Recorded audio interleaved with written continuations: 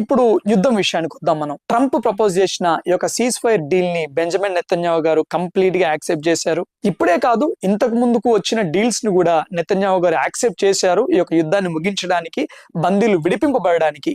కానీ తీవ్రవాదులే, ఈ యొక్క హమాస్ సంస్థ కావచ్చు, ఈ యొక్క అరబ్ దేశాలు కావచ్చు, ఈ యొక్క డీల్ విషయంలో ఎంతో ఆలస్యాన్ని చేస్తూ ఉన్నాయి, జాప్యాన్ని చేస్తూ ఉన్నాయి. ఈ యొక్క సీజ్ ఫైర్ డీల్ కి ఈ యొక్క తీవ్రవాద సంస్థలు మొట్టమొదటిగా అంగీకరించినట్టుగా మాట్లాడినా గానీ మరలా కొన్ని విషయాలు మేము పరిశీలించి తెలియజేస్తాము అని చెప్పడం జరిగింది. ఇక్కడ ఇజ్రాయెల్లో యూదులు నిజంగా ఈ యొక్క సీజ్ ఫైర్ డీల్ జరగడానికి వారు ఎంతగానో ఎదురు చూస్తూ ఉన్నారు.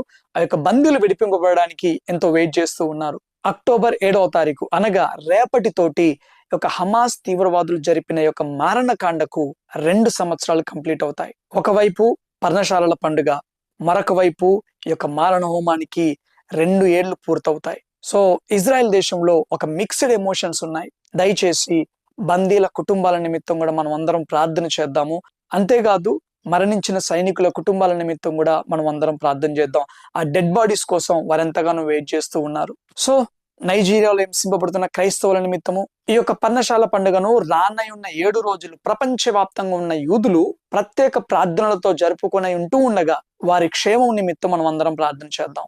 అలాగే వీలైనంత త్వరగా ఈ యుద్ధం ముగిసే అవకాశాలు ఎక్కువగా కనబడుతూ ఉండగా దయచేసి మరి నెతన్యాహు గారికి యొక్క ప్రభుత్వానికి దేవుడు చక్కటి జ్ఞానాన్ని అనుగ్రహించి ప్రతి అడుగడుగులో మంచి వివేచనతో దేవుడు వారిని నడిపించేలా ఉన్న వారి నిమిత్తం మనం ప్రార్థన చేద్దాం. ఈ యొక్క డీల్లో ఉన్న టర్మ్స్ ఏంటి, కండిషన్స్ ఏంటి, వాటన్నిటిని నేను నెక్స్ట్ వీడియోలో ఎక్స్ప్లెయిన్ చేస్తాను. అంతేకాదు రానున్న రోజుల్లో ప్రత్యేకమైన వీడియోస్ ను నేను మీ ముందుకు తీసుకొని రావడానికి సిద్ధపడుతూ ఉన్నాను. కాబట్టి ఇంకా ఎవరైనా మన ఛానల్ ను సబ్స్క్రైబ్ చేసుకున్నట్లయితే తప్పకుండా సబ్స్క్రైబ్ చేసుకోవాల్సిందిగా మీ అందరికీ